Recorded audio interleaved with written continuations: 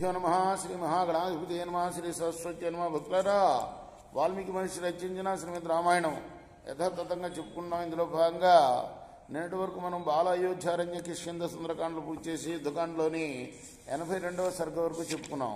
ఈ రోజున 83వ సర్గ చెప్పుకుందాం. చెప్పుకునే ముందు వాల్మీకి మహర్షిని ప్రార్థన చేసుకుందాం.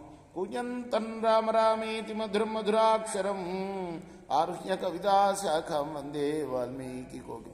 సమర్థ సద్గురు సాయినాథ మహారాజ్ కి జయ.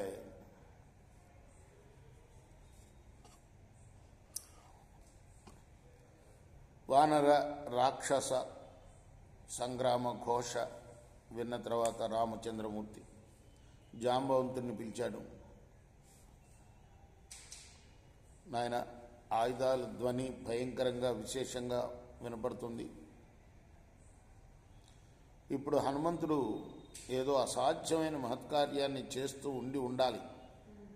నిజానికి ఆయన చేస్తున్నాడు, కానీ మధ్యలో మళ్ళీ విరక్తి చెంది మాయాసీతను కల్పించి నరికేసేటప్పటికీ అయ్యో మన కార్యం ఈమె కోసమే కదా చేయటం, ఇదంతా వృధా అయిపోయిందని ఆ వార్త చెప్పడానికి తిరుగుముఖం పెట్టాడు హనుమంతుడు. అది చెప్పుకున్నాను నిన్న. కానీ అంతకుముందు ఏదైతే కోలాహలం ఉందో అదంతా విన్న తర్వాత రాముడు అంతకుముందు భయంకరమైన యుద్ధం చేశాడు కదా. హనుమంతుడు ఏదో మహత్కరమైన కార్యం చేస్తూ ఉండాలయ్యా, నువ్వు సైన్యాన్ని వెంట పెట్టుకొని ఇప్పుడే పోయి ఆ వానరుడికి సహాయం చేయి నువ్వు కూడా అని భల్లూకరాజు అయిన జాంబవంతుడితో చెప్పాడు. ఆయన వెంటనే సైన్యాన్ని వెంట పెట్టుకొని హనుమంతుడు ఎక్కడైతే ఉన్నాడో పశ్చిమ ద్వారం దగ్గర ఉన్నాడు లంకలో, అక్కడికి ప్రయాణం అయ్యాడు. తిరుగు ప్రయాణం అవుతున్నాడు హనుమంతుడు వానర యోధులందరినీ వెంట పెట్టుకొని. వాళ్ళని చూశాడు జాంబవంతుడు.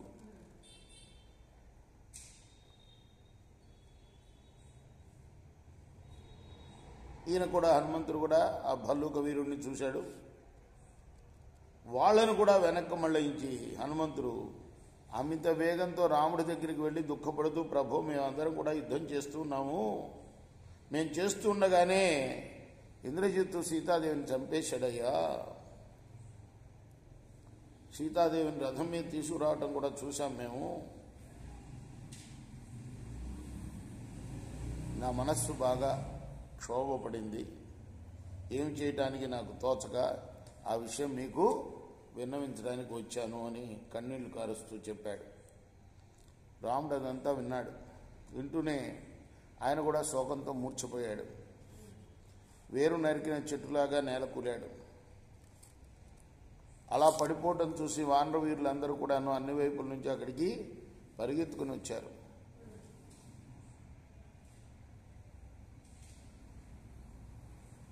చల్లటి నీళ్లు చల్లారు ఆయన మీద.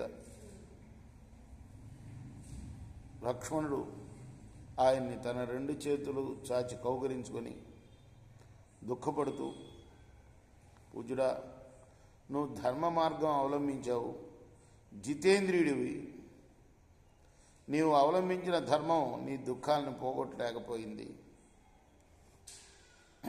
అందువల్ల ధర్మాధర్మాలే లేవు అనిపిస్తుంది నాకు. స్థావర పదార్థాలు జంగమ పదార్థాలు కళ్ళకు కనపడుతూ ఉన్నాయి, అందువల్ల అవి ఉన్నాయనుకుంటున్నాం. అలా ధర్మాధర్మాలు కళ్ళకు కనపట్టలేదు. నీ వంటి పరమధార్మికుడికి ఇంత పెద్ద ఆపద వచ్చింది. ధర్మమే కనుక విన్నట్లయితే ఇటువంటి విపత్తు వచ్చి ఉండకూడదు కదా. ధర్మాధర్మాలు ఉన్నట్లయితే రావణాసురుడు అనుసరించిన అధర్మ పద్ధతికి అతడు నరక బాధలు అనుభవించాలి కదా. అటువంటిది ధర్మ మార్గం అవలంబించిన నీవేమో దుఃఖాల పాలవుతున్నావు, అధర్మ మార్గం అవలంబించిన రావణాసురుడేమో ఏ దుఃఖం లేకుండా సుఖంగా ఉన్నాడు.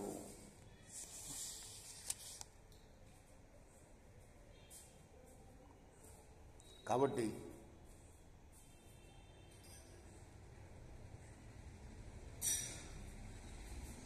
అధర్మం ఆచరించిన వారికి ఇష్టసిద్ధిని, ధర్మం ఆచరించడానికి కష్టసిద్ధిని ఇవ్వటం ఇదెంత సబబు.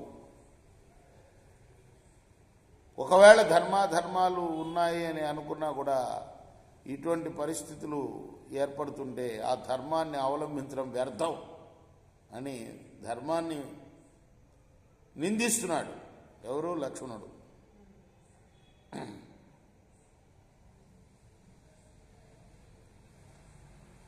ఎవడో చేసిన ఆ ధర్మం నిన్ను పెట్టుతున్నది రామా.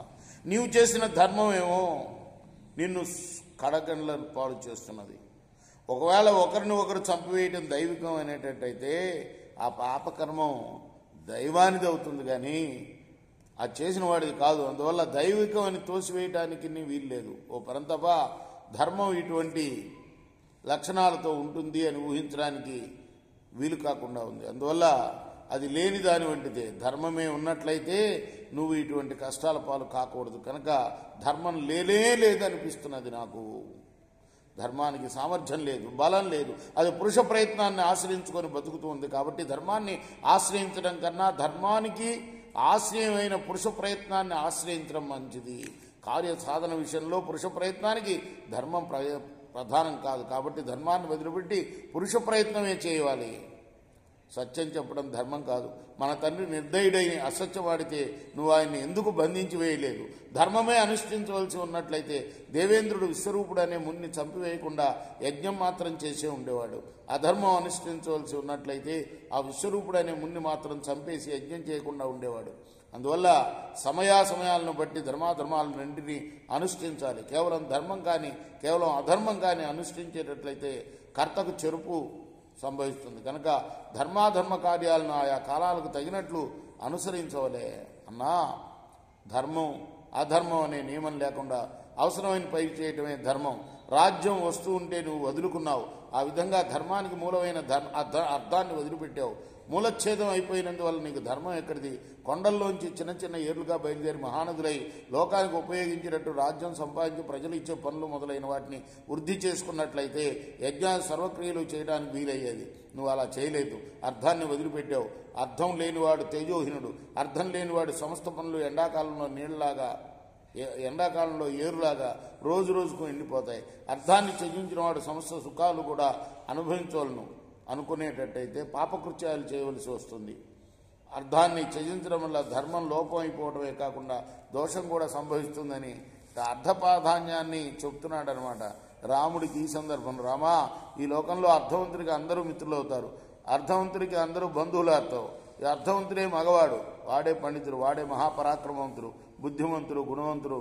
అర్థం వదులుకుంటే అన్ని చిక్కులే అవుతాయి. రామా, నువ్వు ఇప్పుడు రాజ్యం వదులుకున్నావే ఎందుకు? అప్పుడు నీకు అటువంటి బుద్ధి పుట్టింది. అర్థవంతుడికి ధర్మకామాలు లభ్యం అవుతాయి, సమస్తం అనుకూలంగా ఉంటుంది.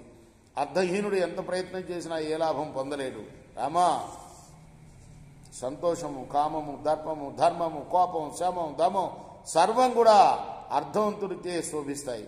అర్థాన్ని అలక్ష్యం చేసి కేవలం ధర్మాన్ని అనుసరించేవాడికి ఏలోక సౌఖ్యం అంతా నాశనం అయిపోతుంది. ఓ వీరుడా, నువ్వు అర్థానికి కారణమైన రాజ్యాన్ని వదులుకున్నావు. పితృవాక్య పరిపాలన ధర్మం అనుకున్నావు.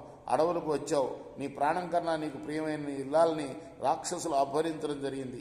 ఇప్పుడు నీకు ఈ గొప్ప విపత్తు వచ్చి పడింది. ఏంటి? ఆమెనే చంపేశారు. ఇక నీకేం కావాలి? నేను నీ శౌర్యంతో నీ దుఃఖాన్ని పోగొడతాను. నేను నా శౌర్యంతో నీ దుఃఖాన్ని పోగొడతాను. ఓ నరసార్థులమా, నువ్వు మహాభావుడు, దృఢవ్రతుడు. ఎందువలనో నీ ప్రభావం నువ్వు తెలుసుకోలేకుండా ఉన్నావు. నువ్వు ఆజ్ఞాపించు. ఆ రాక్షసరాజుని, రావణాసురుణ్ణి గుర్రాలతోనూ ఏనుగులతోనూ రథాలతోనూ ఉన్న వాడి సైన్యాన్ని లంకా పట్టణాన్ని నా బాణాలతో ఈ క్షణమే ధ్వంసం చేసి వస్తా అని చెప్పాడు. ఇది 83వ సర్గ. ఇందులో ఏంటంటే రాముడు లక్ష్మణుడు ధర్మం కన్నా అర్థం ప్రధానము అని చెప్తున్నాడు అనమాట. అర్థం ఉంటేనే ధర్మం శోభిస్తుంది. నువ్వు అర్థాన్ని వదులుకున్నావు. అర్థం అంటే ఏంటి? రాజ్యమే కదా. ఆయన ముందు అర్థబలం ఉంటేనే అంగబలం ఉంటుందని ఆయన భావం. అర్థం కాల? నువ్వు రాజ్యాన్ని వదులుకున్నావు. ఆ రోజునే మన తండ్రి ధర్మం విడిచి నేను అడవులకు వెళ్ళినప్పుడు ఆయన బంధించి ఉండాల్సింది. నువ్వు రాజ్యం ఉంటే అన్ని సౌఖ్యాలు ఉండేవి. రాజ్యం పోగొట్టుకున్నావు, ధర్మాన్నే పట్టుకున్నావు. దానివల్ల అడవులు పాలయ్యావు, నీ సతిని కూడా కోల్పోయావు అని దూషిస్తున్నాడు. ధర్మాన్ని దూషిస్తున్నాడు ఈ మహానుభావుడు లక్ష్మణుడు. రేపు మనం 84వ సర్గలో మిగతా కథను కొనసాగిద్దాం. కృష్ణార్పణమస్తు. సాయి కృష్ణార్పణమస్తు.